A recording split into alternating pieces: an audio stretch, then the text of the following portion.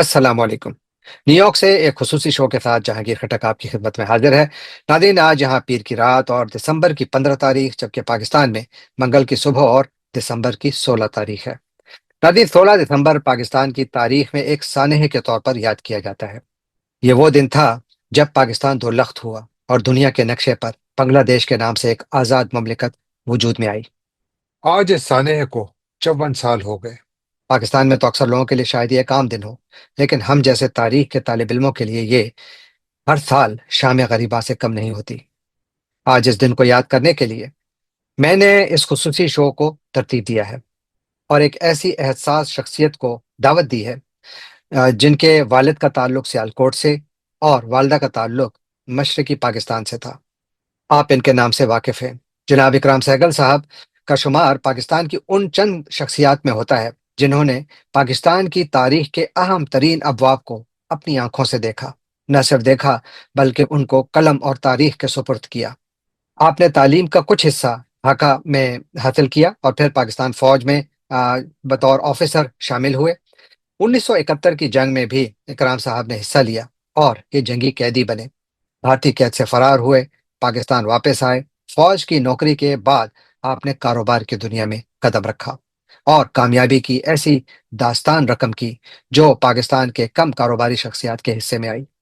आज आप दो पाकिस्तान की बड़ी सिक्योरिटी कंपनीज के मालिक हैं और कुछ 14,000 से जायद अफराद को रोजगार फराहम कर रहे हैं। इकराम साहब फलाही कामों में भी पीछे नहीं। आप एक बड़ा अस्पताल और कई क्लिनिक्स भी चला रहे हैं। आप हालिया सालों में प्रोविडेंशिया बुक्स फाउंडेशन के नाम से एक इंतहाई अहम इदारा भी चला रहे हैं, जिसके तहत जो स्कूल के तालिब इल्म हैं, मुख्तलिफ स्कूलों को मुफ्त किताबें दी जाती हैं, उनको यूनिफॉर्म दिया जाता है और उनकी मुख्तलिफ तरीकों से मदद की जाती है। इकराम साहब कई किताबों के मुसन्निफ हैं, जिनमें से जो मैंने पढ़ी हैं मैंने उनको इंतहाई दिलचस्प पाया। बल्कि अगर आपने पाकिस्तान की तारीख के वो औराक पढ़ने हैं जो कि हमसे शायद भूल भी चुके हैं, तो इकराम साहब की किताबें ज़रूर पढ़िए। इकराम साहब को आज मैंने दावत दी है कि ये मालूम कर सकूं कि गुज़श्ता 53 सालों का सफ़र कैसा था, पाकिस्तान के बनने के बाद और बांग्लादेश के बनने के बाद पाकिस्तान कैसा था और कैसा है, और मुस्तकबिल कैसा है और कैसा हो सकता है, और क्या हमने इससे कुछ सबक सीखा। आइए इकराम साहब के साथ तारीख के दरीचों में झांकते हैं और पाकिस्तान की तारीख के उन तारीख औराक का जिक्र करते हैं जो हम में से अक्सर भूल चुके हैं। इकराम साहब, वेलकम टू द शो। बहुत बहुत शुक्रिया जहांगीर। Thank you sir. ये फरमाइए, यानी मैं आज की नशिस्त जो है वो बुनियादी तौर पर 2020 में आपकी शाया होने वाली किताब blood over different shades of green, east Pakistan 1971 history revisited के आखिरी चैप्टर में आपने सुकरात का एक बड़ा मशहूर कॉल कोट किया है, जो उन्होंने कहा था, और ये इकराम साहब की ये किताब है जिसमें उन्होंने कहा था कि unexamined life is not worth living, यानी बगैर खुद एहतसाबी के गुजारी गई जिंदगी जीने के लायक नहीं होती। ये आपकी इस किताब का बहुत अच्छी किताब है, मैंने पढ़ी है, बहुत आला किताब है, और जो नहीं पढ़ी इसको जरूर पढ़िए। तो उसमें आपने जो लिखा, तो मैं यहीं से ही पाकिस्तान की तारीख के इन औराक को टटोलना शुरू करता हूँ। और ये फरमाइए कि 16 दिसंबर 1971 को आप कहाँ थे और आपने क्या देखा। 16 दिसंबर 1971 को मैं जब स्केप करके आया वापस, तो मैं ढाका पहुंचा था। ढाका पहुंचा था अगस्त में। और वो अब जो प्रॉपर होती है आपकी डीब्रीफिंग इंटरोगेशन होती है, उसके बाद मैं 12 नवंबर को मैं वापस वेस्ट पाकिस्तान पोस्ट हुआ यहाँ पर। और मुझे ये इख्तियार दिया गया कि या तो मैं एविएशन में जाऊं या अपने कोई यूनिट में जाऊं। मेरी यूनिट तो उस वक्त तक उस वक्त ख़त्म हो गई थी, ईस्ट बंगाल रेजिमेंट। तो मेरे पास खाली इख्तियार ये था कि मैं किसी और इन्फेंट्री यूनिट में जाऊं। 27 नवंबर को मैंने रिपोर्ट किया 44 पंजाब। तो उस वक्त ऐसा था कि ये यूनिट जो थी ये 33 डिव की हिस्सा थी। और 33 डिव ये कंसंट्रेशन एरिया में थी, दो ब्रिगेड्स इसके रहीम यार खान के पास।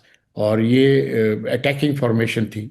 जो उसका प्लान ये था कि ये जो आएगी ये राजस्थान डेजर्ट में ये जाकर अटैक करेगी, और इनके टारगेट्स दिए गए थे इनको।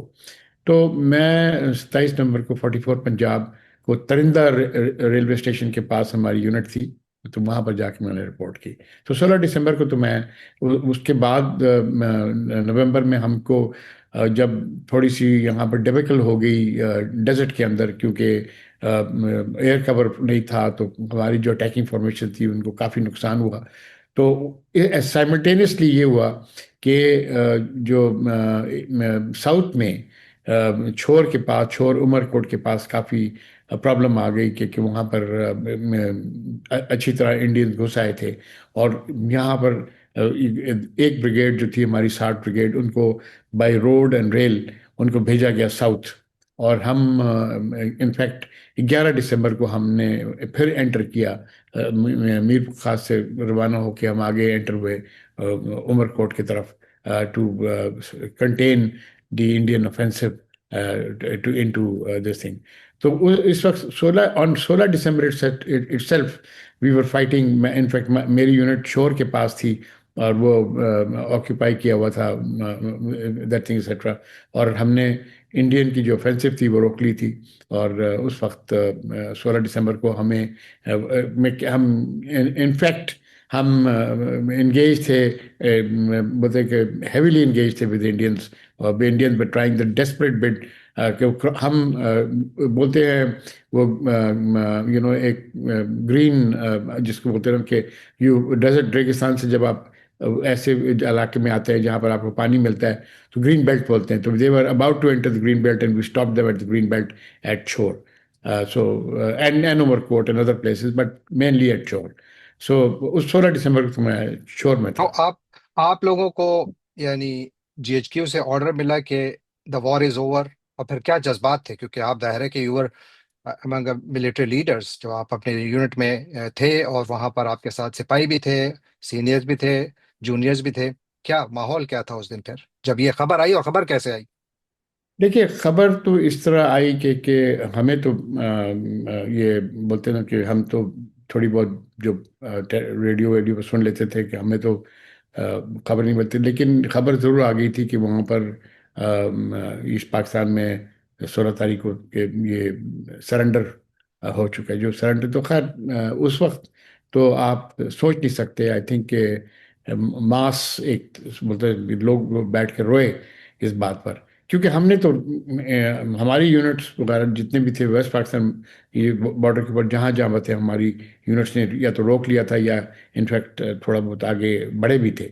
तो नेचुरली हमें जो ईस्ट पाकिस्तान की सिचुएशन थी वो कंप्लीट बरक्स थी इसकी। और ये सुनना कि एक सरेंडर हो गया वहाँ पर, तो ये एक हम बोलते कि ये बर्दाश्त के बाहर था।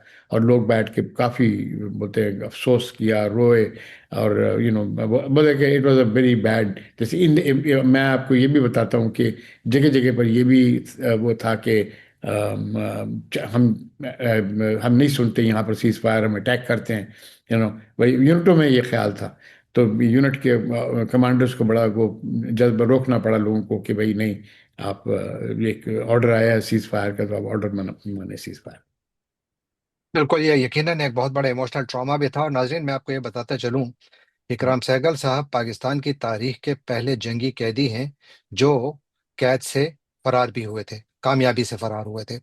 अच्छा, ये बताइए कि आप जब ये सारा सानेहा हो गया, और आपने देख लिया अपनी आंखों से, क्योंकि आपने ईस्ट पाकिस्तान में भी थे, फिर उसके बाद वेस्ट पाकिस्तान में आए, और यहाँ पर फिर आपने सब कुछ देखा। पहला सवाल तो ये कि क्या पाकिस्तान के पास सरेंडर के अलावा कोई और चॉइस थी? देखिए, ये सवाल मैं समझता हूँ मुश्किल है कहना। लेकिन मैं ये समझता हूँ कि अगर आप सर्कमस्टांसेस देखें, वहाँ पर ईस्ट पाकिस्तान के लिए इंडिया ने ठीक ठाक प्रिपरेशंस की थी। और जो हमें पता चलता है अभी कि कम से कम 12 से लेके 14 डिविजन्स जो थे वो ईस्ट पाकिस्तान के खिलाफ उन्होंने इस्तेमाल किए थे। अच्छा, उस डिवीजन के अलावा ये था कि पोस्ट जो आपकी पॉपुलेशन थी वो हॉस्टाइल हो गई थी। पॉपुलेशन हॉस्टाइल हो थी और सिविल वॉर कंडीशंस वहाँ पर मौजूद थे। तो पाकिस्तान आर्मी थ्रू आउट 71 वो सिविल वॉर लड़ता रहा था। तो नेचुरली, और जो मैक्सिमम थे, देखें जब स्टार्ट हुआ था 71, तो उस वक्त तो पाकिस्तान के पास 4 ब्रिगेड थे वहाँ पर। बोलते थे ईस्टर्न कमांड में था तो 1 डिवीजन प्लस था। उनको उसको बिल्ड अप किया गया टिल 25 मार्च। तो समझे कि आपको 1-2 ब्रिगेड्स और आगे लेते, बट जो रियल बिल्डअप हुई वो उसके बाद हुई, जब के elements of almost three three divisions दिया। इनफैक्ट यहाँ से आप देखा जाए तो 9 डिवीजन और 16 डिवीजन यहाँ से लिया भेजा गया वहाँ पर। तो मगर वो जितने भी डिविजन्स वहाँ पर थे, 3 डिवीजन, 14 डिव हो गया, 9 हो गया, 6 हो गया, इनके पास ये लाइटली इक्विप्ड डिवीजन थे। इनके पास इनकी पूरी कॉम्प्लीमेंट नहीं थी, ना आर्टिलरी की थी, ना आर्मर की थी, ना हर चीज़ में डेफिशिएंट थे। इनको जो सप्लीमेंट किया गया वो इस तरह किया गया कि यहाँ से सिविल आर्म फोर्सेस के भेजे गए पर्सनल भेजे गए, यूनिट्स नहीं भेजे गए, पर्सनल भेजे गए। सिविल आर्म फोर्सेस के, फ्रंटियर कोर के, रेंजर्स के और पुलिस के पर्सनल भेजे गए यहाँ से। तो ये और मुजाहिदीन वाला, तो ये बड़ी है एक हेट्रोजीनियस एक एक कॉम्प्लीमेंट थी। जो लोकल कमांडर्स थे उन लोगों ने, बोलते ना, उन लोगों ने एड हॉक एक और डिवीजन रेस कर ली वहाँ पर। और आप समझें कि वो भी, तो आप एट मैक्सिमम स्ट्रेंथ वहाँ पर 3.5 लाइटली इक्विप्ड डिविजन्स वहाँ पर थे ईस्ट तो कितनी पाकिस्तान। तादाद, कितनी, अगर हम अददी हिसाब से देखें तो कितने हजारों में पाकिस्तानी थे और कितने हजारों में इंडिया ने मोबिलाइज किए हुए थे? देखिए, अगर अगर फाइटिंग स्ट्रेंथ देखें ना पाकिस्तान की, तो 35 to 40 थाउजेंड थी। 35 to 40 थाउजेंड। अच्छा, ठीक है। This this included Rangers and Frontier Corps and other civil armed forces units, paramilitary forces. Or against them, the Indians had arrayed almost अगर आप देखा जाए तो not less than 200 to 300 combat soldiers, ठीक है जी। Two And they hundred were to 300,000 combat soldiers? 1,000 combatants, and अच्छा। they were positioned very well and all over the this thing. They were positioned toward Jessore, towards Rajshahi, towards Rangpur and Dinajpur, towards Sylhet, towards Mymensingh, towards Kumilla, towards Chittagong. So ये जितने भी इनकी division थी, ये आप समझें कि हर जगह कोर स्ट्रेंथ के करीब इनकी बनती थी। तो ऑलमोस्ट ये दे 200 to 300,000 इन एम्प्लॉय किए थे। और और दे उनके वर साथ फिर मुक्ति बाहिनी के भी फाइटर्स थे? सप्लीमेंटेड बाय मुक्ति बाहिनी। दे वर सप्लीमेंट मुक्ति बाहिनी। हार्ड कोर थे उनके पास 30,000 35,000 थे, बट ऑल नॉन कॉम्प्लीमेंट्स उनका जाए तो दे वर अबाउट 90,000 to 100,000 मुक्ति बाहिनी। बट तो गोया हार्ड जी। हार्डकोर, तो गोया इसका मतलब ये हुआ कि completely outmatched in terms of numbers. फिर साथ आपने एक बड़ा इंपॉर्टेंट नुक्ता उठाया कि जो लोकल पॉपुलेशन थी वो भी खिलाफ हो गई थी, तो इसमें जंग लड़ना तकरीबन नामुमकिन था। थोड़ा आगे चलते हैं। ये फरमाइए कि आपने ये पूरा यानी you you went through the trauma just like millions of Pakistanis. उसके बाद फिर पाकिस्तान में एक बहस शुरू हुई, वो बहस आज तक जारी है। और वो बहस है कि इस सानहे का जिम्मेदार कौन है। यानी पाकिस्तान में जुल्फिकार अली भुट्टो के बारे में कहा जाता है कि वो जिम्मेदार थे। शेख मुजीबुर रहमान के बारे में कहा जाता है, उनके बारे में, शेख मुजीब के बारे में ये किताब भी छपी थी, जो कि एक भारतीय डिप्लोमेट हैं जो कि ढाका में स्टेशन थे। और इस किताब में उनका कहना है कि शेख मुजीब अर्ली 1960s में खुद उनके पास आए थे और उनको एक लेटर दिया था जो कि नेहरू के नाम पर था। जब नेहरू की जानिब से जवाब नहीं आया तो फिर शेख मुजीब अगरतला गए और वो अगरतला कॉन्स्पिरेसी केस वहां से चला।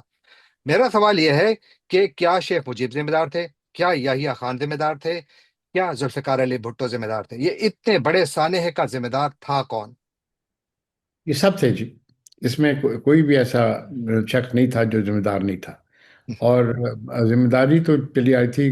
आप जो मैंने किताब लिखा 71 के बारे, 71 के बारे इटसेल्फ बहुत कम है उस किताब के अंदर। वो किताब ज़्यादातर वो है the events leading up to 71। उसके अंदर लैंग्वेज डिस्टर्बेंस आ गया, उसके अंदर अगरतला कॉन्स्पिरेसी केस को कवर किया, डिस्पैरिटी को कवर किया हमने, सब चीज़ जो था। तो आई थिंक अगर देखा जाए तो and it was not only confined to these 3-4 people. ये तो इनहेरिट किया था इन्हें, ऑल द प्रॉब्लम्स इन्होंने इनहेरिट किया था। And it came to a head.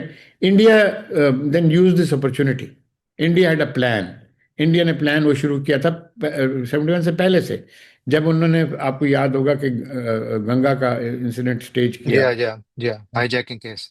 Flight बंद कर दिए। जो गंजा उसके ओवर फ्लाइट बंद होने से दो तीन चीजें हुई। एक तो लॉजिस्टिकली आप कट ऑफ हो गए, जो हमारी डायरेक्ट फ्लाइट थी। नंबर टू, एक परसेप्शन आ गया जो कट कट ऑफ होने का, साइकोलॉजिकल। आप, it's a very big perception ना। लोग समझते नहीं कि इतनी बड़ी परसेप्शन किस तरह आ गई। और बाद में पता ये चला कि वो गंगा के जो इंसिडेंट थे वो स्टेज इंसिडेंट था। उसके अंदर जरूर थे कश्मीरी हाईजैकर्स, लेकिन जो प्लान था वो रॉ का प्लान था। और जो जो लीड जो कर रहा था, जिसने एक्चुअली जो स्टेज उन्हें करा था, वो तो ये इनके अपने ऑपरेटिव्स थे। और तो हमें ये बहुत लंबी कहानी है गंगा की जो है। अब तो वो सेलिब्रेट करते हैं एनी केस के, हमने बहुत बड़ा एक किया। उस वक्त तो साफ इनकार कर गए थे। तो जब एक ये चीज़ हो गई, तो अगर आप देखें तो लैंग्वेज की प्रॉब्लम हो गई, डिस्पैरिटी आ गया, डिस्क्रिमिनेशन थी, अच्छी खासी डिस्क्रिमिनेशन थी। और अगर आप, जब सब चीज़ हो, जो रेक्टिफाई करने की ये बहुत इनफैक्ट एक आई वुड से कि अनफॉर्चुनेट एक वाकया है कि याह्या खान ने कोशिश किया रेक्टिफाई करने का। उसने जो पहला ये ईस्ट और पहले वेस्ट के दरमियान जो था। उसने ये किया कि वो जो वेस्ट वेस्ट पाकिस्तान का एक यूनिट बनाया गया था, उसको वापस प्रोविंसेस में कर दिया, जो होना चाहिए था। और क्योंकि हम्म। ये west west Pakistan, east Pakistan का दो वो नहीं, एक वो बना के भाई, यू नो, कंप्लीट वो। उसके बाद उन्हें उसने ये भी किया कि यू नो, कोशिश किया कि ईस्ट बंगाल रेजिमेंट के और बटालियन जल्दी जल्दी रेस करे। उसने ये कोशिश किया कि CSS में हर जगह इनकी तरक्की हो। एथनिक बंगालीज थे, उनकी तरक्की की। इसने फंड्स बहुत उसने कोशिश किया करने की, but by that time it was too little too late वाली बात थी। ठीक है ना। और वो थे। और जब एक्चुअल जब शेख मुजीब ने किया, देखे आपकी अगरतला कॉन्स्पिरेसी केस तो बिल्कुल ठीक केस थी, इसमें शक नहीं। लेकिन जब, और उसके अंदर ठीक ठाक लोग शामिल थे। लेकिन प्रॉब्लम ये हुआ कि जिस तरह उस केस को कंडक्ट किया गया, जिस तरह उस केस को कंडक्ट किया गया, वो एक उल्टा, वो एक ईस्ट पाकिस्तान में एक लहर आ गया कि ये जान के ये किया गया है शेख मुजीब को वो करने के लिए। तो टारगेट कर रहे हैं। but even though there was ample evidence, but वो केस को ठीक तरह उसको, let us say it was not prosecuted so well, not that way, in that, in the sense कि that in fact आपको हैरानगी होगा कि शेख मुजीब को जो डिफेंड किया था वो मेरा अंकल, इनफैक्ट अपना ग्रैंड अंकल था, अच्छा। Abdul, that thing is, Abdul Salam Khan, जो पहले अवामी लीग में होता था। बाद में वो नवाब नसरुल्लाह के साथ उन्हें पाकिस्तान डेमोक्रेटिक पार्टी बना ली थी। अच्छा। लेकिन तब भी शेख मुजीब ने उनको रीच आउट किया, उनको डिफेंड करने के लिए। Even though Pakistan democratic party में Abdul Salam Khan was the one of the president of the Pakistan democratic party. तो बट इन इनफैक्ट जो कुछ मैंने भी उनसे भी सुना वगैरह, वो बोलते हैं कि वो he was very clear about it कि ये केस है। Even though he was defending Sheikh Mujib, he was defending it on legal points. आप समझ राइट, लीजिए। Right, right, right. लेकिन हाँ, जी। एक चीज जो कि आपने फरमाई और वो बहुत ज्यादा इंपॉर्टेंट है, और फिर मेरा अगला सवाल भी उससे मुतालिक ही है। वो ये है कि आप फरमा रहे हैं कि रीजंस तो बहुत ज्यादा हैं। यानी बहुत सारे लोग कहते हैं जो लैंग्वेज राइट्स थे, जब उर्दू को पाकिस्तान की कौमी जुबान डिक्लेयर किया गया, उसके बाद फिर लैंग्वेज राइट्स शुरू हुए। बावजूद इसके, ये मेरा, if I am not wrong, उस वक्त पाकिस्तान का प्राइम मिनिस्टर एक बंगाली था, एथनिक बंगाली था। और उसके बाद जो कुछ हुआ पाकिस्तान ने, ये यानी एक तो डिस्पैरिटीज की आपने बात की कि इकोनॉमिक डिस्पैरिटीज बहुत ज्यादा थी, उनकी रिप्रेजेंटेशन कम थी, फिर उनके रिप्रेजेंटेशन को माना भी नहीं गया। वहां पर भुट्टो के ऊपर बहुत ज्यादा ब्लेम आता है कि ये यानी वो जो कहते थे कि इधर तुम उधर हम वाली बात में कहा भी गया कि शायद ये गलत है। लेकिन हर किस्म की बातें आज तक मौजूद हैं। लेकिन क्या वजह है कि इस बड़े सानहे के जो बड़े बड़े किरदार थे, आज तक उनके बारे में मुकम्मल तौर पर, यानी हमने हमीद रहमान कमीशन रिपोर्ट के बारे में भी सुना, वो इंडिया से रिलीज भी हुई, उसके काफी हिस्से सामने आए। विटनेस टू सरेंडर किताब जो कि ब्रिगेडियर सिद्दीक सालिक ने लिखी थी, उसमें भी उन्होंने कई ऐसे चीजों का जिक्र किया है। तो पाकिस्तान में इसके ऊपर क्या बहस नहीं होनी चाहिए थी कि पाकिस्तान का, यानी देखे ना, जो जहां से मैंने बात शुरू की, सुकरेट का वो कहना है कि अगर आप अपनी तारीख से नहीं सीखते तो आप बेसिकली बेकार जिंदगी गुजार रहे हैं। तो क्या हमने कभी कुछ सीखा इससे कि हम कहाँ खड़े, यहाँ तक पहुंचे कैसे, और किस तरीके से हम अपने आप को ये फ्यूचर में अवॉइड कर सकते हैं? देखिए, मैं ये आपसे ज़रूर कहूँगा कि हम हम बहुत बोलते हैं कि माहिर हैं कि लेसन्स हम कभी भी सीखते नहीं। लेसन हम्म। लर्न बोलते हैं ना, बिना हम सीखते नहीं। अगर आप देखें तो उस किताब के आखिर में इनफैक्ट ब्रिगेडियर मुजाहिद आलम ने में लिखा था एक अपनी एक्सपर्टीज, तो मैंने उसको पब्लिश भी कर दिया उसके किताब के अंदर ही। जी हाँ, मैंने बिल्कुल है, जी हाँ।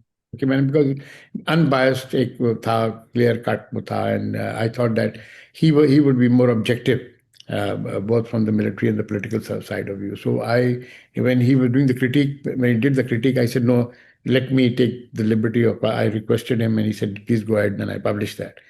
देखिए बात ये है कि a lot of things took place. First of all, कायद जब वहाँ पर गए थे ईस्ट ढाका। पाकिस्तान, जी। ढाका आके ये लैंग्वेज के बारे जब अनाउंस किया था, उस वक्त काफ़ी एक बोलते हैं कि एक उनको बड़ा शॉक पड़ा था ईस्ट बंगालियों को। और कायद की भी गलती नहीं थी। कायद देखिए, मुस्लिम लीग उस वक्त जो जो अहदेदार थे मुस्लिम लीग के, वो ज़्यादातर नवाब फैमिली ढाका के थे और इर्द गिर्द के थे। वो उर्दू स्पीकिंग बंगाली जिनको होते हैं ना, उर्दू स्पीकिंग बंगालीज थे। ठीक है जी। और उनने कायद को कन्विंस कर दिया था कि अगर हम उर्दू कर दें तो आप लोग, विदाउट रियलाइजिंग कि बंगाली नेशनलिज्म जो था वो बड़ा सख्त इस पर इनग्रेन था बंगाली लैंग्वेज के ऊपर। और काफ़ी काफ़ी इलाके में, बिकॉज जब जब भी ब्रिटिश 1757 में आए थे, उस वक्त तो बंगाल में आए थे ना। बंगाल की बड़ी रूल रूल थी। इनफैक्ट बिल्कुल। वो इनफैक्ट उनका जो पहला फुट होल्ड हुआ था वो बंगाली में हुआ था, लेकिन बंगाल का बड़ा रूल था, बंगाल लैंग्वेज की काफ़ी थी। और उन्होंने बड़ी कोशिश की थी बंगाल लैंग्वेज को ख़त्म करने के लिए और उसको बैकडोर करने के लिए, बट बंगाल का बड़ा वो था। तो अगर आप एक 56% ऑफ द पॉपुलेशन को जाके बोले कि 44% ऑफ द पॉपुलेशन जो लैंग्वेज बोल रहा है, और वो भी 44% पूरा नहीं बोल रहा है, वो एक ख़ास अगर देखें तो अगर जो आप चले जाइए बलूचिस्तान में तो ये बोलते थे उर्दू, और फ्रंटियर में बोलते थे उर्दू, लेकिन उस लेवल पर नहीं बोलते थे। या सिंध में इटसेल्फ इतना नहीं बोलते थे जितना। तो आपने लिटरली एक बोलते ना कि लिंगुआ फ्रैंका ज़रूर थी आपकी हम्म। उर्दू, लेकिन आपने इम्पोज कर दिया मेजोरिटी ऑफ द पॉपुलेशन के ऊपर, तो वो एक एक एक रिएक्शन वहाँ पर जरूर आया। और रिएक्शन ये हुआ कि कायदम के फौत होने के बाद ही, जब 1952 में ये लैंग्वेज डिस्टर्बेंस शुरू हुए थे, जब ये इनका जो इनका शहीद मीनार ये बोलते हैं 21 फरवरी, 21 जिसको बोलते हैं, सेलिब्रेट अभी भी करते हैं, तो वहाँ से शुरू हुआ। और वो भी मैं समझता हूँ वो भी अवॉइडेबल था। जो आपने हम्म। जो एक्चुअली वो किलिंग जो हुई थी मेडिकल कॉलेज के स्टूडेंट्स को ज़्यादातर, वो भी अवॉइडेबल था। बट हो गया और वो करता रहा। और उसके बाद आपको राइटिंग ऑन द वॉल देखना चाहिए था जब जुक्तो फ्रंट आई। जुक्तो फ्रंट एक थी जो हम्म। कंप्लीटली मुस्लिम लीग को ऑलमोस्ट वाइप आउट कर गई थी। ठीक है जी। अच्छा। मेरे भी कजन थे जो मेयर थे ढाका के, वो ढाका के कजन होते थे। वो अपनी सीट हार गए वहां पर अच्छा। एज। ठीक है। और वो बोलते हैं कि वो मेयर खाली थे, उनकी फैमिली मेयर चली आ रही थी। तो वो अपनी सीट हार गए थे उस जुक्तो फ्रंट के 1954 में। तो उस वक्त एक एक आपको इंडिकेशन हो जाना चाहिए था। और आई थिंक एक एक एक एक एक बोलने के एक एक एवोल्यूशन एक आ रही थी, जहाँ may be you could have. देखें, ये शेख मुजीब कहाँ से शुरू हुआ था? कि हम्म। शेख मुजीब तो हार्ड कोर मुस्लिम लीग ही था। अच्छा, शुरू में हार्डकोर मुस्लिम हुई। लीग था। और जब उसने पहला उसने जो कदम लिया था मुस्लिम लीग के बाहर, उसके नाम भी अवामी मुस्लिम लीग बनाया था उसको, हम्म। अवामी मुस्लिम लीग। वो तो राइट। बाद में जाके वो अवामी लीग बनी थी, ठीक है ना जी। और थिंग तुम, और आप एक हम तारीख को भूल जाते हैं, हम्म। ठीक है, और तारीख को भूल जाते हैं। और मुझे हैरानगी हुई कि इवन दो ऑक्सफोर्ड यूनिवर्सिटी ने मेरी किताब पब्लिश की थी, it's not well read, it's not so well read, but अगर आप देखें उसके अंदर हमने काफ़ी हिस्ट्री को बड़ा पेंस टेकिंगली पूरा वो किया। और बेशक।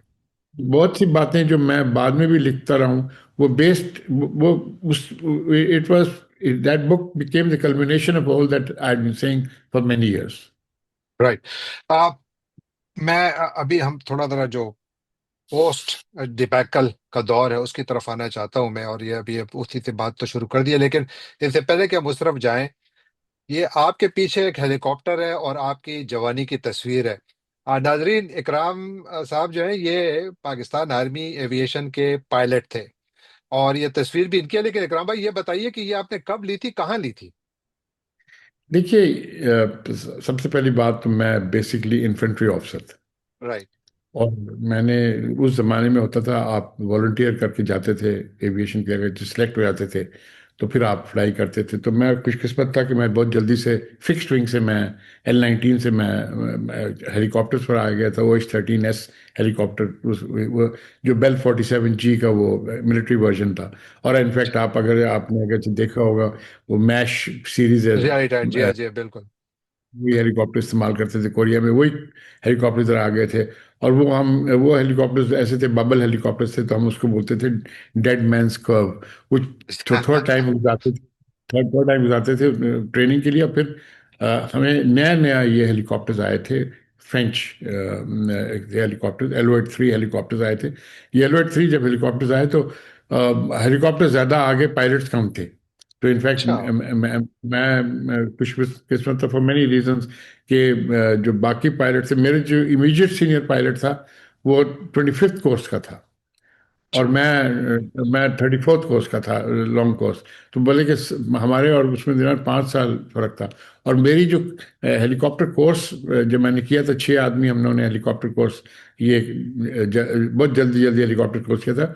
उसमें से 18th PMA के लोग थे, जनरल फर्क उसमें था, ठीक है ना अच्छा। जी। और उसमें जनरल जनरल मकबूल, ये मेरे से कोई आप समझिए कि कम से कम वो तो कोई 7-8 साल ज्यादा उनके डिफरेंस था। इनफैक्ट 8 साल नहीं, 9 साल, 10 साल डिफरेंस था। और इमीडिएटली मेरे 4-5 साल का डिफरेंस था। तो मैं बहुत खुशकिस्मत था कि मुझे ये LO-83 बहुत अच्छी। हेलीकॉप्टर, और इस हेलीकॉप्टर पर ये है कि मैं इस हेलीकॉप्टर पर मैं गिलगित बल्तिस्तान में भी रहा हूँ। के फ्लाइट जो थी पहले, जो हमें चाइनीज के साथ बाय द वे 1970 में हेलीकॉप्टर्स नहीं थे वहाँ पर। तो अच्छा। ये ये हेलीकॉप्टर्स हम चाइनीज के साथ, हम उनकी जो रोड बिल्डिंग कर रहे थे कराकोरम हाईवे की, तो हम राइट। उनके साथ सपोर्ट के लिए हम ये जाते थे। जनरल न्याजी, उस मेजर हिदायतुल्लाह खान न्याजी सितारे जरूरत जो थे, वो फ्लाइट कमांडर थे मेरे, और मैं उनका पायलट था। तो अरे वाह। मैं 4-5-6 महीना उनके साथ भी रहा, without before coming to east Pakistan, जहाँ पर 2 एलोट्स थे, 2 MI-8 थे और 2 एलोट थे। तो एलोट जो थे उसके अंदर VIP क्वालिफाइड पायलट बनाया गया। तो मैं शायद याकूब के साथ काफ़ी दफ़ा मैं चलता था। अच्छा। तो हमें VIP की हमारी ये थी कि हमें 2 पायलट ऑपरेशन होता था, VIP 1 पायलट नहीं होता था। बट अच्छा। साहब याकूब पायलट की शॉर्टेज थी, तो साहब याकूब ने फिर होता नहीं, ये अकेला मेरे साथ जा सकता है। तो मैं इनफैक्ट आप समझिए कि जनवरी, फरवरी, मार्च मैंने जितनी भी फ्लाइंग की है, ज़्यादातर कमांडर ईस्टर्न कमांड के साथ की है, या डिव कमांडर 14 डिव खादिम हुसैन राजा साहब के साथ की, which was in east Pakistan. East Pakistan. चले, आप चलते हैं थोड़ा पाकिस्तान और बांग्लादेश बहैसियत आज़ाद ममलिकतों के इस दौर में आते हैं, कि जब बांग्लादेश भी आज़ाद हुआ, पाकिस्तान छोटा हो गया साइज में, और फिर उसके बाद हमेशा के लिए मुल्कों की तरक्की को देखा जाता है कि कौन सा मुल्क आज कहाँ खड़ा है। यानी 54 साल बाद पाकिस्तान कहाँ खड़ा है और बांग्लादेश कहाँ खड़ा है। इस प्रोग्राम की रिकॉर्डिंग से पहले मैं नंबर्स देख रहा था, तो 2024 में पाकिस्तान की एक्सपोर्ट्स जो थी वो कोई 32 अरब डॉलर थी, जबकि बांग्लादेश की एक्सपोर्ट्स 2024 ही में 50 अरब डॉलर थी। तो फर्क बहुत ज्यादा है, फर्क वाजे है। क्या समझते हैं, कहाँ खड़े हैं ये दोनों ममालिक आज? देखिए, अगर आप खाली स्टेटिस्टिक्स के ऊपर जाते हैं तो बांग्लादेश की स्टेटिस्टिक्स सर्टनली अभी हमारे से बेहतर है। और इसमें कोई ऐसी कोई परेशान माने कि ऐसी कोई ऐसी बात नहीं है जो आप समझते हैं कि स्ट्रेंज है। उनके पास पोटेंशियल था। हमारा हमारी प्रॉब्लम ये थी कि हमने उस पोटेंशियल को नहीं समझा किस तरह एक्सप्लॉइट करने के लिए। उनके ये थे कि जब उनकी अपनी एक इंडिपेंडेंट कौम बन गई तो उन्होंने फिर अपने को उस लाइन पर लगाया, और उनको भी टाइम लगा, ये नहीं कि टाइम लगा, उनकी भी अप्स एंड डाउन्स हुई हैं और वगैरह। और वो भी अभी भी अगर आप देखा जाए तो स्टेटिस्टिकली तो इकोनॉमी बड़ी अच्छी नज़र आती है, लेकिन ऑन ग्राउंड लेवल हमारा जो कॉमन मैन है वो तभी भी उनके कॉमन मैन से बेहतर है आज भी। आज भी हमारी जो बोलते हैं स्टैंडर्ड ऑफ लिविंग जो है वो आज भी हमारी उनसे बेहतर है। तो हम्म। आप अगर के आप खाली स्टेटिस्टिक्स पर ना जाएं, तो आप जाके देखें एक्चुअल ऑन द ग्राउंड, तो ऐसी कोई बात नहीं है। बात यह है कि हमें हमें देखना ये चाहिए कि हमारी कॉम्प्लीमेंट्री इकोनॉमीज है हमारी। और ये बहुत अच्छी बात है, कॉम्प्लीमेंट्री इकोनॉमी में ये फर्क पड़ता है जब वहाँ से आपके जूट आ सकता है, रॉ जूट आ सकता है, जूट गुड्स आ सकता है, चाय आ सकता है। वहाँ से वहाँ से फिनिश प्रोडक्ट्स आ सकते हैं, वहाँ से न्यूज़ प्रिंट आ सकता है, वहाँ से पेपर, वहाँ से बहुत सी चीज़ें उनकी है जो यहाँ पर आ सकती है। और हमारे तरफ से यहाँ से बहुत सी चीज़ें जो जाती थी पहले भी और जा सकती हैं, जिसके अंदर कॉटन, रॉ कॉटन है, उसके अलावा टेक्सटाइल गुड्स हैं, उसकी फिनिश्ड टेक्सटाइल्स हैं। कि हमारी कॉम्प्लीमेंट्री इकोनॉमीज हैं। कॉम्प्लीमेंट्री इकोनॉमी में फ़ायदा ये होता है कि जैसे मैंने कहा कि बहुत सी चीज़ें यहाँ से जा सकती हैं, वहाँ से आ सकती हैं। तो सबसे पहली बात जो मैं काफ़ी दिनों से कहता रहा हूँ, मैं वीज़ाज़ के अलावा जो मैं कहता हूँ कि there should be no visas between the two countries. When I say that, I don't say that the thing you have visa on arrival जिस तरह हम्म। दुनिया में होता है वीज़ा ऑन अराइवल। आप थ्रू नॉर्मल प्रोसेस ना जाएं, वो वीज़ा के जाके वीज़ा स्टैम्प करवाने का ज़रूरत नहीं है। ये हिच है, आप वीज़ा ऑन अराइवल कर दें। और आपकी अख्तियार होना चाहिए कि अगर आप समझते हैं कोई आपकी मुल्क के सालमियत के खिलाफ या कुछ ऐसे अब डेट्रीमेंटल चीज़ है कि कोई आदमी इंडिविजुअल ऐसा आ रहा है, तो आपके पास अख्तियार है कि उसको आप वापस कर दें with thing. But visa on arrival कर दें। और नंबर वन। नंबर टू, आप नो टैरिफ्स। अगर आप टैरिफ ख़त्म कर दें तो आप देखें कि अगर आपकी जो उनकी जो हमारे चाय की जो कीमत है यहाँ पर, जो हमारा कॉमन मैन का एक स्टेपल फूड है, हम्म। आज पाकिस्तान में कॉमन मैन का स्टेपल फूड चाय और पराठा या चाय पूरी स्टेपल फूड होती है उसकी। तो चाय की कीमत ऑलमोस्ट 30-40% कम हो जाएगी। ठीक है जी, तो ये बहुत फर्क पड़ जाएगा। और इसी तरह आपकी बहुत सी चीज़ें, आपकी वहाँ टेक्सटाइल जाएगी, उस पर ड्यूटी नहीं होगा। उस कॉस्ट ऑफ प्रोडक्ट, उनकी कॉस्ट इतनी कम हो जाएगी ना। नेचुरली जो उनकी एक्सपोर्ट जाती है उसमें तो ड्यूटी ड्रॉबैक उनको मिल जाता है। लेकिन आप सोचिए विद इन बांग्लादेश अभी काफ़ी टेक्सटाइल इस्तेमाल होता है, तो उनकी अभी टेक्सटाइल इंडस्ट्री काफ़ी बढ़ गई है। और वो किससे बढ़ी है? वो यहाँ से पाकिस्तान से लोग गए हैं वहाँ पर इस्टेब्लिश किया इंडस्ट्रीज को। ठीक है, वो दूसरी बात है कि वो कहते नहीं थे कि पाकिस्तान का, वो थर्ड पार्टी का नाम लेते थे, आते थे, लेकिन था तो पाकिस्तान का। तो ये हम्म। आप इसको बोलते ना, इसको आप ऑफिशियल कर दें, इसको ऑफिशियल कर दें। ऑफिशियल कर दें। और ऑफिशियल करने में आपको ये होगा कि आप नो टैरिफ नो वीज़ास कर दें, और रुपी टाका कन्वर्टेबिलिटी कर दें कि अगर जी कोई ठीक चीज़ है। रुपी में खरीदना चाहता है रुपी में खरीद ले, टाका में खरीदना है टाका में खरीदे। आप फॉरेन एक्सचेंज की उसमें डीलिंग खत्म हो जाएगी। आपको रुपी टाका रोज़ आपको एक्सचेंज रेट आपका बन जाएगा कि ये एक्सचेंज रेट है। आपस में आप जो भी करना आप कारोबार वो कर सकते हैं। कारोबार कर सकते। बिल्कुल। और ये चीज़ें तो बहुत अहम है जो आप कर सकते हैं। और मैं समझता हूँ आपको इंडिया जो है वो आपको डायरेक्ट फ्लाइट्स जिस तरह उसने 1971 में किया था, आपको तंग करेगी। तो आप फिफ्थ फ्रीडम दे देना। ये दुबई की जितनी भी, दुबई है, एमिरेट्स है, कतर है, इतिहाद है, फ्लाई दो, इन सबको आप फिफ्थ फ्रीडम दे दें। फिफ्थ फ्रीडम से क्या होगा? फिफ्थ फ्रीडम तो ये रोक नहीं सकते ना इंडिया, ठीक है ना जी। हम्म। आपकी जो डायरेक्ट फ्लाइट्स है वो शुरू हो जाएंगी। जब आपकी एक्सचेंज ज़्यादा शुरू हो जाएगी, exchange of population, not population but exchange of citizen जो आपकी ज़्यादा शुरू हो जाएंगी, तो आपकी वापस उस मकाम तक आ जाएगा जो मैं कहता हूँ कि जो रियल रियल मकाम था कि देवर टू इंडिपेंडेंट स्टेट्स जो है, वो आपके two independent Muslim states as one होंगे। तो मैं ये बड़ी लंबी स्लोगन है जो मैं बार बार कहता रहा हूँ, the thing that two countries one nation, two two countries countries one one nation. Nation. Right. तो क्या आप ये देखिए, आप achieve कर सकते हैं बेशक। विदाउट गोइंग के इसको पाकिस्तान बना दो या उसको बांग्लादेश बना दो या फलाना ये हो रहा। Two countries one nation is a good it's start. It's a good beginning, बिल्कुल। एक चीज जो बिल्कुल मेरा सवाल भी इसी तरफ था, अच्छा आपने इसी तरफ आप चले गए। वो मेरा यही था कि देखिए, बांग्लादेश में शेख हसीना वाजेद की हुकूमत थी कई सालों तक, तकरीबन 15 साल वो हुकूमत में रही। उसके बाद फिर एक अवामी इनकलाब आया और बांग्लादेश से वो भागने पर मजबूर हुई। इस वक्त वो भारत में जिंदगी गुजार रही हैं, जलावतनी की।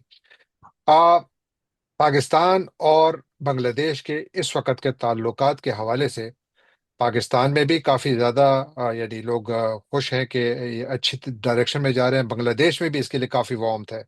और इंडिया और वो ममालिक जो कि पाकिस्तान को ज्यादा पसंद नहीं करते या उनके ताल्लुकात ठीक नहीं है, वहां पर अनईज है।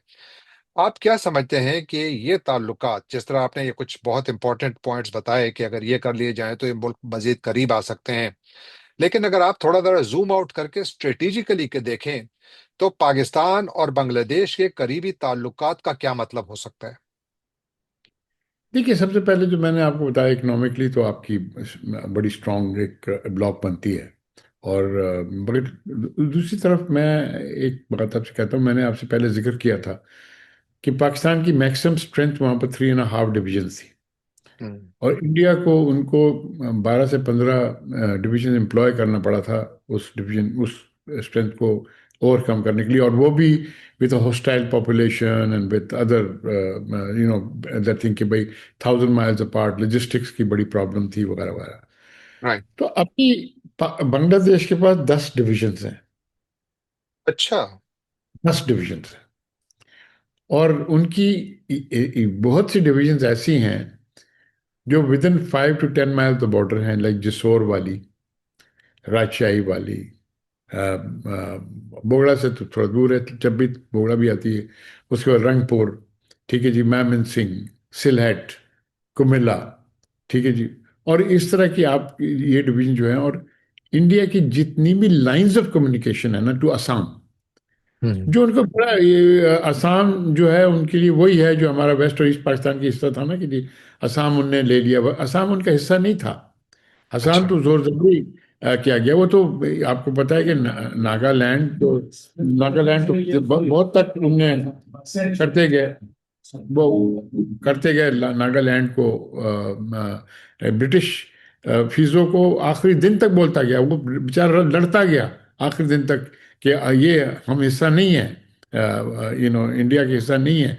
और ये जो 7 सिस्टर्स जिनको बोलते हैं, ये जितने भी नागालैंड, मिजोरम वगैरह वगैरह, ये नहीं है। उसके बाद आप देखें कि चाइना ने जो ये अरुणाचल प्रदेश बोलते हैं इंडिया, वो तो चाइना का हिस्सा है। चाइना उसको अपने हिस्सा, वो तो ये तो इन्होंने वो सिमेंटिक्स के थ्रू हड़प किया हुआ, जिस तरह ये करते हैं। जिस हम्म। तरह आप देखें कि अगर आप सही मानों में देखें, सही मानों में देखें तो जो 1947 की पार्टीशन की रूल थी, और जिस तरह हम्म। उन्होंने ये इंडिया का हिस्सा है, और बाकी जो प्रिंसली स्टेट्स थे वो एक्सेशन का था, ये था वो था, तो वो तो उन्होंने फोर्सेबली कोर्स करके ज़बरदस्ती हड़प कर लिया। पहले कश्मीर को इस तरह किया, फिर हैदराबाद को किया, डिफरेंट डिफरेंट डिफरेंट सिनारियों में डिफरेंट इस्तेमाल किए। और इस तरह बहुत से स्टेट्स को मैंने कि आप हिस्ट्री पढ़े उनकी जाके, अगर और बड़ी अच्छी एक इसने विलियम डैलिम्पल के बेटे सैम डैलिम्पल ने अभी एक लिखा है, एक हिस्ट्री लिखी है इनके बारे कि अच्छा। कि जिसमें लिखा है 5 पार्टीशंस के बारे, 5 पार्टीशंस हुई। तो वो आप पढ़े उसके अंदर, उसमें उसमें तो बड़ा क्लियरली है कि जितने भी इन्होंने स्टेट्स लिए हैं उनमें से कोई भी स्टेट इनके पास वो खुशी से नहीं आया। सब जो थे उनके ऊपर, उनको सब्सटरफ्यूज, किसी को ब्लैकमेल किया गया, किसी को अंडरकट किया गया, किसी को मिलिटरीली कर लिया। हैदराबाद को इसे मिलिटरीली उनने कर लिया, गोवा को मिलिटरीली कर लिया। तो इंडिया की वजूद जो है ना जी, इंडिया की जो वजूद, टुडेज इंडिया वजूद is by occupation. It's not a country. Let me tell you. It's a country de facto हम मान गए, और क्योंकि अपना हमारा अपना वो था, ईस्ट पाकिस्तान वेस्ट पाकिस्तान दूर थे, तो हमने उस वक्त वो नहीं समझा। लेकिन कश्मीर के मामले में हमें उनने चालाकी की कि उन्हें प्लेबिसाइड की एक्सेप्ट कर लिया जब वो वीक थे। उसके बाद अपनी पोजीशन कंसोलिडेट करके अब वो उसको बोलते हैं कि ये कश्मीर बिल्कुल हमारा हिस्सा है, वो भी नहीं एक्सेप्ट करते जो रेजोल्यूशन, नेशन रेजोल्यूशन है। तो मैं ये समझता हूँ कि हमारी जो है ना, ईस्ट पाकिस्तान वेस्ट पाकिस्तान की जो पुरानी थी, होनी चाहिए थी पाकिस्तान और बांग्लादेश। तो ग्रेटर बंगाल की मैं बात करता हूँ, ग्रेटर बंगाल के ना आसाम वासाम ये सब आ जाता है। तो ये एक नेचुरल एक वो है, एंटिटी है। और ठीक है। जी। ये आपने, ये जो आप जिक्र कर रहे हैं, तो मुझे आपका एक आर्टिकल याद आ रहा है, बल्कि एक सीरीज ऑफ आर्टिकल्स थे जो आपका 2020 में डेली टाइम्स में छपे थे। और association of eastern states of south Asia, ये आपका एक मेरा ख्याल है कि आप ही का शायद ये आइडिया है, कि जो ये इसके बारे में जरा बताइए, क्योंकि ये इसी से रिलेटेड है जिस पर आप बात कर रहे हैं इस वक्त। देखिए, ये नई बात नहीं है। हम्म। ये तारीख लोग भूल जाते हैं, और तारीख लोग भूल जाते हैं क्योंकि वो हिस्ट्री को थोड़ा सा वो करते हैं, बोलते हैं हिस्ट्री को थोड़ा ठीक ठाक करते हैं हिस्ट्री को, to suit their own purpose. Right. 1946 में, अच्छा। 1946 ए के फजलुल हक, शहीद सरवर्दी, जी। और अबुल हाशिम, ये अबुल। तीन, हाशिम, अच्छा। अबुल हाशिम, जी जी। ये मेजर लीडर्स थे जो गए कायद आजम के पास। अच्छा। और उन्होंने कहा कायद आजम को कि देखिए देखें, हम हम एक हैं, लेकिन अगर आप जो बंगाल है यूनाइटेड अगर जो रहे, वेस्ट बंगाल और ईस्ट बंगाल जो डिवीजन की गई थी, जस्ट बिकॉज इनको पता था पार्टीशन आ रही, तो मुझे डिवीजन की गई थी टू गिव, वेस्ट बंगाल में थोड़ी मेजॉरिटी थी हिंदूज की, तो उन्होंने ईस्ट बंगाल से हटा दिया था, just to make sure that West Bengal की लेजिस्लेटर अलग हो जाए। ठीक है, और हम्म कलकत्ता ने दिया है। तो अगर आप अलाउ करें तो हम ग्रेटर बंगाल के लिए अगर हम करें, तो हम हैं भी एक, अगर हम दो, अगर जो कंट्रीज भी हैं तो है तो एक, ममालिक तो हम्म। हमारी एक, तो हम तो एक ही राइट। हैं। तो कायदे आज़म ने बोला बिल्कुल ठीक बात है, हम करते हैं। इंसिडेंटली ये माउंटबेटन का भी प्लान यही था।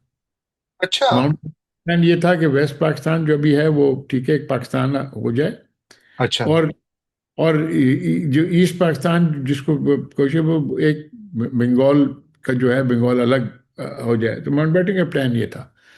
जब और जब ये नेहरू को पता चला और इनको पता चला, तो ये तो गांधी को तो ये तो अपने आर्म्स हो गए कि ये तो हमारा हम्म कलकत्ता पोर्ट चला जाएगा।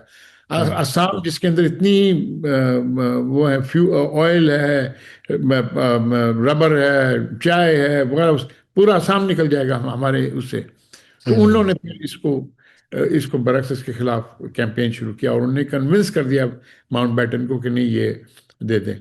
तो फिर उन्होंने बोला नहीं, ईस्ट बंगाल वेस्ट बंगाल को हम साथ नहीं करेंगे, और ईस्ट बंगाल अलग रहेगा, और ईस्ट बंगाल फिर ईस्ट पाकिस्तान बन गया। इस पर कायदे ने कहा था कि आई एम, और ये क्योंकि छोटा सा कि मौत ही ट्रंकेटेड पाकिस्तान में तैयार हो, कुछ तो पाकिस्तान हमें मिले, पाकिस्तान बन अच्छा। जाए। उसके ऊपर भी और भी चीज़ें थी कि वो कॉरिडोर था, जिसके हम कॉरिडोर की बात करते, वो सब चीज़ इन लोगों ने, कांग्रेस ने उसको क्योंकि देखिए सबसे बड़ी कांग्रेस की जो बात ये थी कि इनका जो इनका ये इन लोगों ने होम मिनिस्ट्री इनके पास आ गई अच्छा। थी। और वो होम मिनिस्ट्री जब इनके पास आ गई 1942 के बाद, इनके पास 1945 के बाद इनकी जो होम मिनिस्ट्री आ गई कांग्रेस के राइट। पास, ने फिर इनफैक्ट इतना इनका स्ट्रांग था कि ये ब्रिटिश को भी नजदीक नहीं आने देते थे होम मिनिस्ट्री के। अच्छा। डायरेक्टली पटेल जो थे ये रूल करता था डायरेक्टली। और आईबी शाइबी ये जितने भी इसके अंदर जितने भी हिंदू लाके इन्होंने कंट्रोल कर लिया था होम मिनिस्ट्री, और नज़दीक किसी को नहीं जानते थे, तो उसके थ्रू ये करते थे। अच्छा। ये तो हिस्ट्री है, आप हिस्ट्री पढ़ें, उसके अंदर ये अभी अभी निकल के खुल के आ रही है कि इन्होंने क्या क्या सबटरफ्यूज किया था इंडिया कायम करने के लिए। करने के लिए ठीक है। वो ये इंडिया जो इंडिया की बात करते हैं, वो इंडिया आप मैप देखें, इनफैक्ट वो सैम डैलरम्पल की किताब में बड़ा अच्छा मैप है। वो तो India is in Penney pockets, India is not छोटी सी दिखाते हैं इंडिया को, बाकी वो बॉम्बे, महाराष्ट्र, यूपी, बिहार का इलाका दिखाते हैं। बाकी तो प्रिंसली स्टेट जितने भी थे वो इंडिया से अलग थे, वो तो उनको फोर्सबली किया गया। तो ये east association of eastern states of south Asia अगर बन जाती है, और ये मैंने आप वो सीरीज जो थी वो तो 2020 में मैं लिखी थी, लेकिन जी हाँ। ये पहली आर्टिकल निकली थी ये 1990 में, उस पर पहली दफा जब हसीना वाजिद की रूल थी, उस वक्त उनके ये इनफैक्ट आर्टिकल निकली थी, दो तीन आर्टिकल निकली थी। एक association of eastern states of south Asia, एसा कॉन्सेप्ट इसका नाम था, एसा कॉन्सेप्ट, AESSA कॉन्सेप्ट। और उसके अलावा साथ ये था, ये जो टू कंट्रीज वन नेशन। तो मुझे फिर उस वक्त थोड़े दिन के लिए वीज़ा भी बंद कर दिया गया, जब तक खालदा से वापस पावर में नहीं आई थी। आपने आपने उस वक्त ये लिखे थे 1990s में, ये पूरा जो 1990 आइडिया था? 1990 अच्छा। में लिखा था, 1990 अच्छा। में लिखा था जी। और उसको फिर मैंने वजाहत उसकी फिर वापस की, फिर 2000 in the first year of 2000 भी मैंने लिखा है उसके बारे। लेकिन जो मेजर आर्टिकल जो आप जिक्र कर रहे हैं, उसको फिर मैंने इन डिटेल उसको जब उसकी बना के उसको बना दी, वो फिर मैंने 2020 में मैंने ये लिखी थी। तो ये एसोसिएशन का मतलब क्या है, यानी इसमें कितने क्या कुछ है, यानी what exactly are we looking at? मैं ये सोचा था कि आजकल का बांग्लादेश, असम, उसके अलावा जितने भी स्टेट्स हैं, उसमें देखिए ये जो स्टेट्स जितनी भी है ना, ये हिंदू स्टेट्स नहीं है इसमें। ये मणिपुर, मिजोरम, ये मणिपुर बुद्धिस्ट है, मिजोरम, और ये असम की जो नागालैंड और बोडोलैंड जिसको बोलते हैं, ये सब जी। क्रिश्चियन है। ये क्रिश्चियन है। अच्छा। तब अच्छा। ये कभी नहीं माना, आज तक नहीं मानते ये। आजकल आज भी अगर चाहे आप जा जाए, लास्ट 30 डेज में भी वहां पर लड़ाई झगड़ा हुआ है जी काफी। हाँ, वो डेली तकरीबन आ रही है खबरें, बिल्कुल जी। और वहां पर इन्होंने इन अ सेंस एक तरह का मार्शल लॉ तो नहीं कहते, बट जो उनकी जिस एक्ट को उन्होंने वहां पर लागू किया, मीसा एक्ट को उन्होंने लागू किया हुआ, it is like martial law. ठीक है ना? हम्म। तो ये कभी भी उनको रूल ना किया था ना कर सकेंगे उस जगह को। तो बेहतर है कि अगर वो अगर जब बांग्लादेश के साथ एक बना लेती है, कॉन्फेडरेशन बना लेती है, और वो उनके पास फिर दो पोर्ट हो जाते हैं, एक चिटगांव पोर्ट हो जाता है, और फिर अभी इंडिया की जितनी भी जो असम की चीज़ें वो कलकत्ता से जाके करती है, वो काफ़ी लंबा टेनवस रास्ता है। तो ये आपको इजी सही है। पड़ेगा इनको। बिल्कुल बिल्कुल बिल्कुल। आ, इकराम साहब, I think we have covered a lot.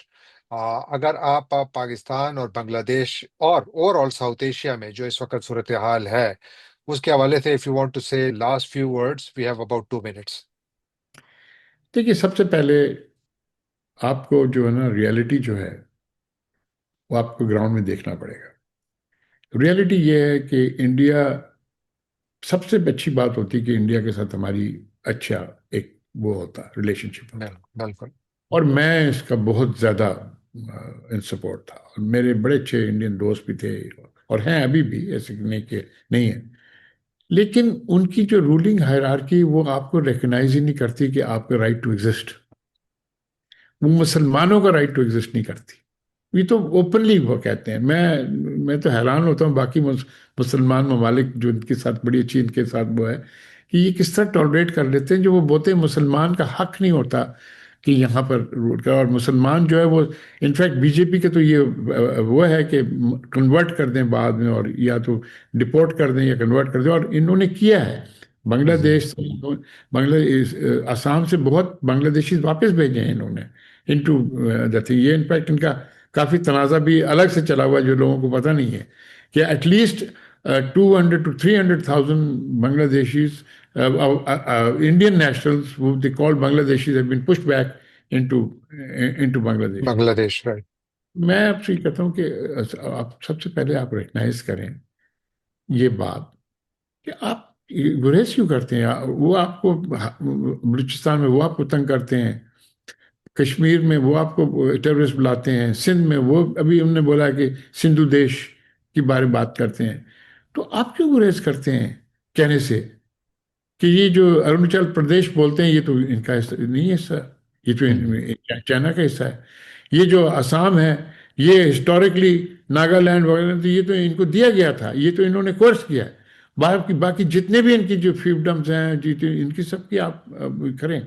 आप देखें जी, उनके पास ठीक है, हमारे पास हमारी भी खामियां हैं, ये नहीं कि हमारी नहीं है, लेकिन एक हमारे खामी की जगह उनके पास 100 खामी है। अगर रियली अगर जो उसको एक्सप्लॉइट करें, आप ओपनली बोले ना जी कि हमें क्यों हम रिकग्नाइज करें। जिस तरह मैं कहता हूँ अफगानिस्तान के साथ, अफगानिस्तान अफगानिस्तान जी डुरैंड लाइन नहीं रिकग्नाइज करते तो आप अफगानिस्तान को क्यों रिकग्नाइज करते। हम्म। अगर वो डुरैंड हाँ। लाइन नहीं करते तो आप उनको क्या जाते हैं। और देखें 3 मिलियन रेफ्यूजीज आपके पर हैं, और वो इतने अनग्रेटफुल नेशन है, वो आपकी बात ही नहीं करते। तो आपको थोड़ा सोच समझ के आपको भी एग्रेसिव पॉलिसी करना पड़ेगा थोड़ा सा इस इलाके में। जब सही। तक पॉलिसी नहीं करेंगे तो आपको वो आप हर वक्त बोलते हैं ना, if you are not one up will be one down, one if you down, right. Are one up will be one down. तो ये आपको थोड़ा बहुत आपको पॉलिसी करना पड़ेगा। दूसरा, आपकी अच्छी अब बन गई है ईरान के साथ, आपकी रिलेशन अच्छी खासी डेवलप हो रही हैं, ये आप करना चाहिए।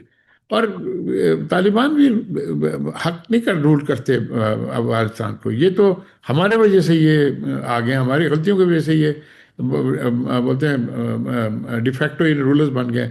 ये क्या ताजिक इनको मानते हैं, नहीं। ये उज़्बेक इनको मानते हैं, इनको या। हज़ारा इनको मानते हैं, ठीक है। और ये जो पठान ट्राइब्स थे, बोलते हैं, हमारे पठान ट्राइब्स जो हैं, हमारे जो पख्तून ट्राइब्स हैं, वो इनको मानते हैं, बिल्कुल नहीं मानते। ये एक हवा लेके बैठ गए हैं, क्योंकि इनको कंट्रोल काबुल का मिल गया है, ठीक है जी। और वो भी किस तरह मिला कि जो अफगान तालिबान थे उसमें 30% तो पाकिस्तान के थे, यहाँ से मदरसा से गए हुए थे। जो काबुल में पहले गए थे, जो पहले फोर्सेस गए थे, उनने ये पाकिस्तान के जो एलिमेंट्स वो भेजे थे। क्यों ने, क्योंकि उनके पास वो नहीं था, उनका रिवेंज फैक्टर नहीं था वहां पर। तो उनको पता था काबुल में जाके ये डिसिप्लिन है, ये डिसिप्लिन किया। वो इनको 30 दिन तक ये रूल करते, वहां 30 दिन के बाद आस्ते आस्ते आस्ते आस्ते उनको खत्म करके बाकी ये लोग लाए साउथ से और इधर उधर से रूल करने के लिए। तो जी राइट। हमें थोड़ा पॉलिसी एग्रेसिव पॉलिसी करना पड़ेगा, हमें बोलते हैं बैकफुट पर पॉलिसी नहीं करना पड़ेगा। फ्रंट फुट पे खेलना पड़ेगा। बांग्लादेश के ऊपर ही चूंकि आपने बड़ा यानी अच्छा अहाता किया, अभी बांग्लादेश में फरवरी में मेरा ख्याल है इलेक्शंस भी हो रहे हैं वहां पर, और शायद वहां पर एक नई क़यादत आए। इस वक्त जो मोमेंटम बना हुआ है पाकिस्तान और बांग्लादेश के ताल्लुकात में, आप क्या समझते हैं कि हम what are we looking at in the future? देखिए, बांग्लादेश में जिस तरह मैं देख रहा हूँ कि हमारी जो एक्चुअली अभी रिलेशनशिप बहुत अच्छी है, और ऑन ऑल लेवल्स, सिविल हो, मिलिट्री हो, इकोनॉमिक लेवल, सब हर जगह रिलेशन ठीक हो रही है। हमें इसमें बड़ा क्लियर होना चाहिए कि 100% जो भी पार्टी आएगी, और जो भी मैं समझता हूँ मेजॉरिटी पार्टी ज़रूर होगी, लेकिन आई थिंक कोई पार्टी क्लीन, अनलेस कोई बीएनपी मिरेकल हो जाती है और बीएनपी स्वीप कर जाती है, which I am a little hesitant to say that can happen. BNP majority party जरूर होगी, but I don't think it will have, but जो भी पार्टी आएगी आपकी ताल्लुकात बांग्लादेश से अच्छे होंगे। लेकिन आपको चाहिए कि ये मोमेंटम को नहीं छोड़ें।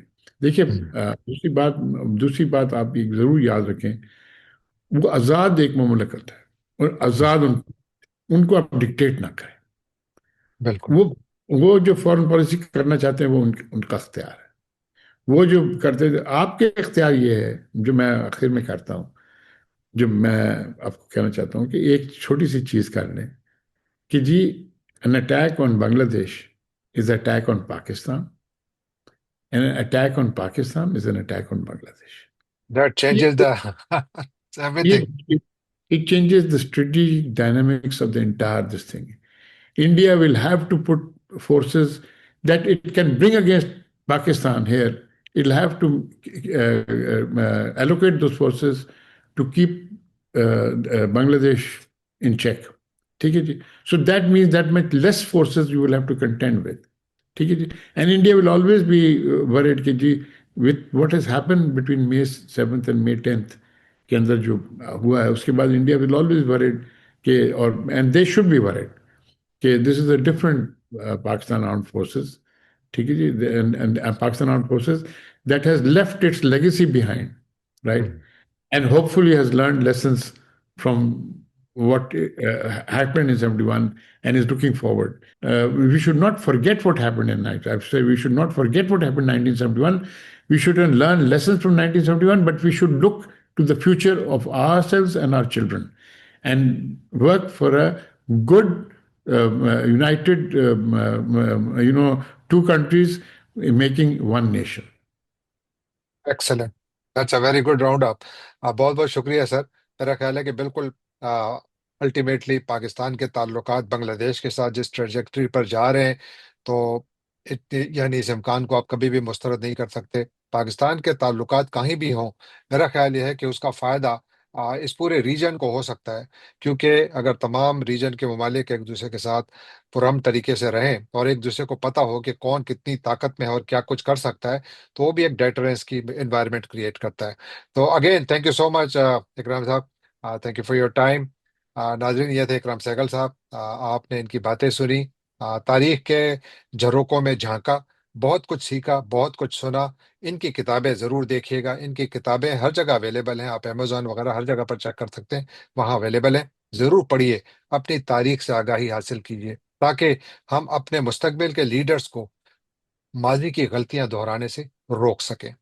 जाने से पहले आपसे एक बार तो फिर दरखास्त के आप इस चैनल को सब्सक्राइब कीजिए, लाइक कीजिए, शेयर कीजिए, कमेंट कीजिए और बेल आइकॉन को क्लिक करना ना भूलिएगा। आपका बहुत बहुत शुक्रिया। थैंक यू इकराम भाई। Thank you, Ji. खुदा हाफिज.